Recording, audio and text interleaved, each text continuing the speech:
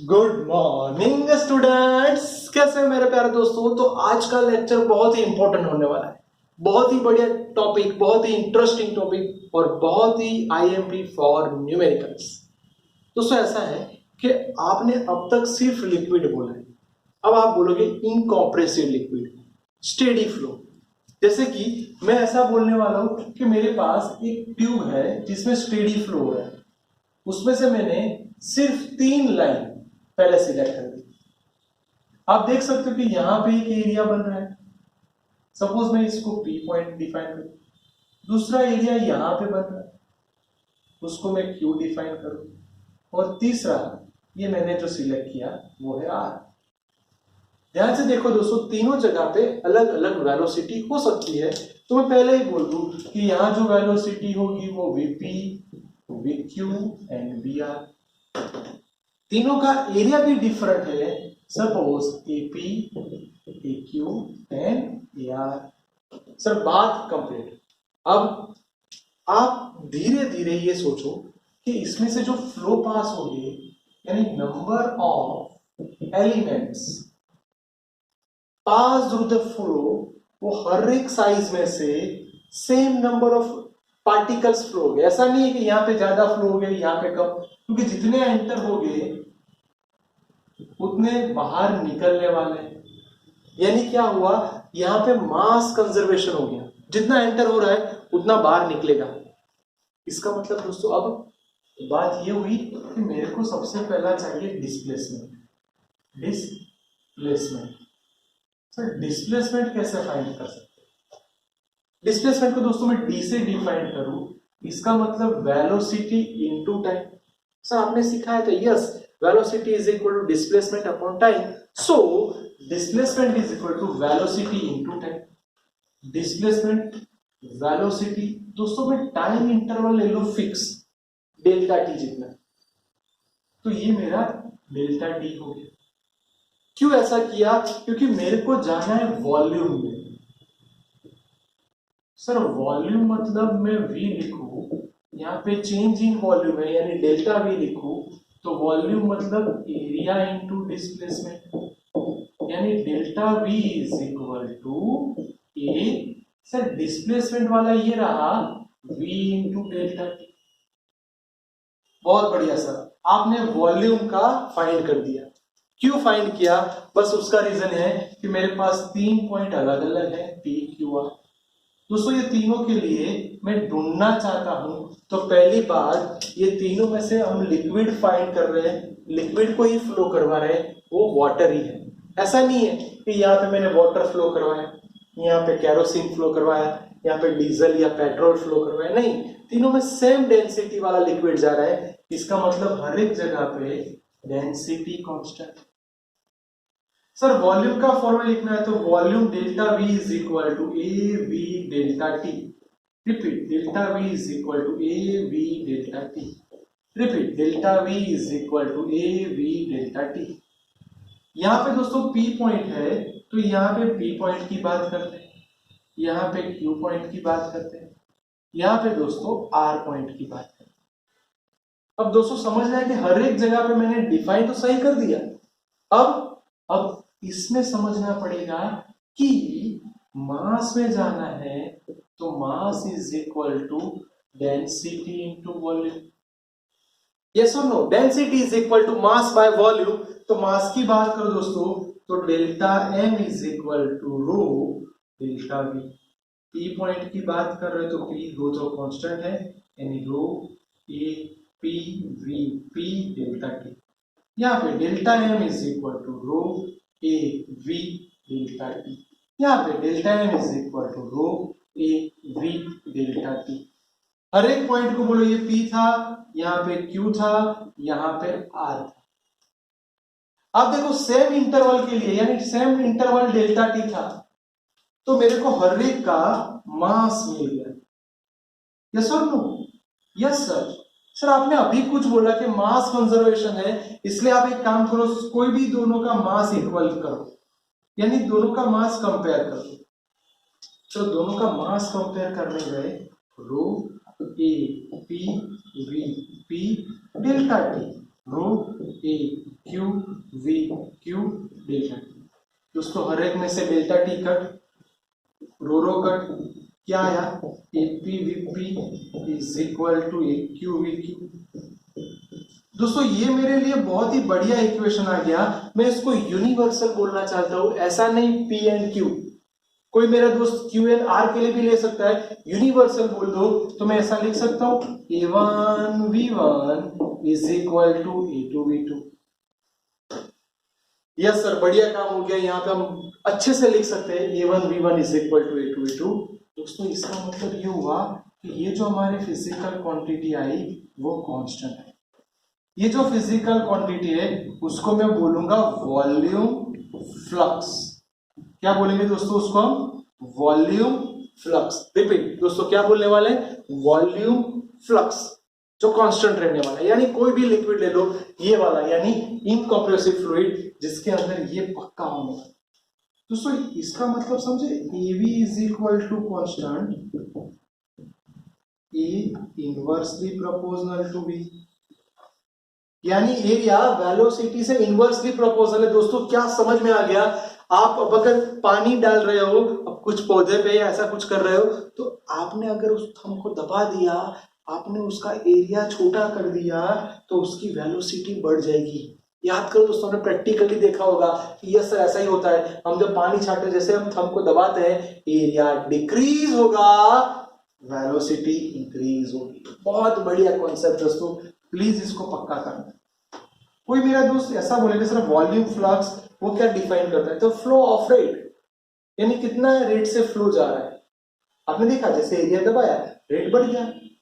Benefit क्या हुआ कि सर इसका MLT बन सकता है। यस, एरिया का होता है मीटर स्क्वायर और ये हुआ मीटर पर सेकेंड, तो उसका यूनिट आया मीटर क्यूब पर सेकेंड। दोस्तों MLT बनाओ, चलो आप सिंपल हो गया M0 L3 P-1। Yes sir, इसे बोलते हैं continuity of steady flow equation. Repeat, इसे बोलते हैं continuity of steady flow equation, जो बहुत ही बढ़िया MCQs और न्यूमेरिकल्स में आने वाले हैं। इससे एक स्टेप आगे जाते हैं। डेनियल बर्नौली, एक ऐसा साइंटिस्ट जो डेनियल बर्नौली नाम के था, उन्होंने एक चीज बोल दी कि आप स्टेडी फ्लो में जाओ, इनकंप्रेसिव ही लो, रोटेशनल नहीं होना चाहिए। ऐसा फ्लो को मैं यहां से यहां ले जाना चाहता हूं।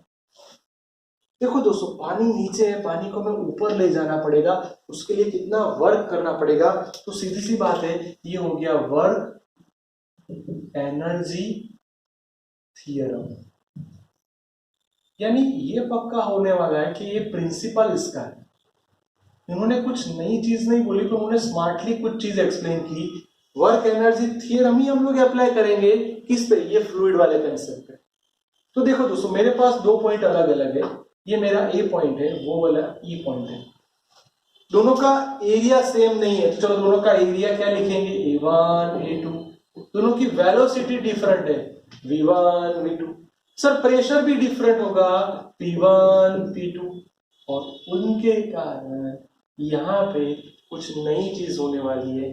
तो पहली चीज, फ्लूइड पहले यहाँ पे, हम उसको धक्का मार रहे हैं, इसका मतलब work on liquid. Sir liquid पे वर्क करेंगे तो वर्क का formula work is equal to force into displacement. Sir आपने अभी सिखाया, सर डिस्प्लेसमेंट मतलब ये रहा वेलोसिटी इनटू डिस्टेंस, यानी ये V1। फोर्स, सर याद करो फोर्स का formula pressure P is equal to force by area, so force is equal to pressure into area. Repeat दोस्तों, force is equal to pressure into area. मेरा काम हो गया P1 P1। अब sir मैं पहली सरफेस पे बात कर रहा हूं, W1 में इसको लिख दूं, P1 वैसा का वैसा A1 V1 डेल्टा। इसको देख के मेरे माइंड में सर आपने अभी कुछ सिखाया था वॉल्यूम वाला, ये मेरा एरिया, ये मेरा डिस्प्लेसमेंट। तो दोस्तों ये मेरा वॉल्यूम हो जाएगा W1 is equal to P1 delta V। Yes sir, आपने फर्स्ट इक्वेशन ला दिया लेफ्ट हैंड साइड वाला। तो सर वही चीज आप दूसरे पोर्शन के लिए करो, राइट हैंड साइड वाले, जिसपे हम धक्का मारने वाले नहीं है, लिक्विड पे काम होगा यानी work by liquid. Sir liquid पे काम होगा तो ये पूरी प्रोसेस वैसे की वैसी 1 की जगह 2 लिखवा दो। चलो start. W2 is equal to force into displacement P2 A2 V2 डेल्टा T। सर ये वर्क ऑन था, ये वर्क बाय है, इसलिए यहाँ पे माइनस आएगा। ये नोट डाउन करना है दोस्तों, इसलिए डायरेक्टली लिख दो W2 is equal to minus P2 delta T। मेरे पास दूसरा इक्वेशन भी आ गया। हमें क्या चाहिए सर? टोटल वर्क चाहिए। तो चलो टोटल वर्क मतलब addition. So W is equal to W1 plus W2। दोस्तों आप एडिशन ही कर रहे हो, W1 की जगह P1 delta V plus minus P2 delta V, दोनों में से डेल्टा V कॉमन निकल जाएगा। मेरा काम हो गया, मेरा फर्स्ट इक्वेशन आ गया। सर आपने जो वो बोला वो परफेक्टली हो गया। सर वर्क तो हो गया, एनर्जी के बारे में? दोस्तों एनर्जी के बारे में मैं अभी एक्सप्लेन कर दूं। मैं सबसे पहले पोटेंशियल एनर्जी को बोलूं। आप सब जानते हो potential energy U is equal to mgh। Then kinetic energy बोलूं तो काइनेटिक एनर्जी जानते हो हाफ mv²। दोस्तों ये दोनों एनर्जी को आप दोनों साइड के लिए लिखवाओ। चलो स्टार्ट करते हैं दोनों साइड, यानी ये हमारी लेफ्ट हैंड साइड। तो U1 is equal to mg। दोस्तों कितने हाइट पे है? h1 हाइट पे। यहाँ पे U2 is equal to mg, कितने हाइट पे है? h2 हाइट पे। तो चेंज इन पोटेंशियल एनर्जी, याद करो चेंज मतलब फाइनल माइनस इनिशियल, यानी U2 minus U1 mg common निकल जाएगा h2 माइनस h1। यही कंसेप्ट यहाँ पे लाओ। चलो चेंज, तो लेफ्ट हैंड साइड के लिए काइनेटिक एनर्जी हाफ mv² 1, इसके लिए 2 हाफ mv²। तो change in kinetic energy, so it's called delta के लास्ट माइनस फर्स्ट, तो हाफ m कॉमन निकल जाएगा v2² माइनस v1²। सर इतना सिंपल नहीं दोस्तों, यहाँ पे भी आपने जो यहाँ मास वाला कंसेप्ट यूज किया था, यहाँ पे भी मैं आपको सिखाना चाहता हूँ, इसलिए रेड मार्कर से डिफाइन कर रहा हूँ। Density is equal to mass by volume, so mass is equal to density into volume. अब यहाँ पे चेंज इन मास आपने पहले ही बोला है, तो मैंने डेल्टा लिख दिया, क्योंकि डेंसिटी कांस्टेंट रहती है, इसलिए उसके आगे मैंने डेल्टा नहीं लिखा। तो दोस्तों अब मेरे को डेल्टा U वाला फाइनल फॉर्मूला m की जगह रो डेल्टा V G क्या आएगा दोस्तों? H2 minus H1। बोलो ये हो गया हमारा इक्वेशन नंबर 2। साथ आगे बढ़ते हैं दोस्तों, ये आपका मेन इक्वेशन था, याद रखना ये मेन इक्वेशन था आपका जो वर्क था, ये सेकेंड आया। यहाँ पे delta K is equal to half, m की जगह पे दोस्तों आप क्या लिखने वाले हो? m की जगह पे ये रहा रो delta V v2² minus v1²। दोस्तों ये मेरा सेकेंड इक्वेशन भी हो गया। चलो सर ये डन हो गया, ये हमारे इतना क्लियर है। अब क्या करेंगे सर? इसके अकॉर्डिंग आगे जाओ, तो चलो work is equal to energy, work energy theorem. Work का फॉर्मूला ये रहा सर, क्या था? P1 minus P2 delta V।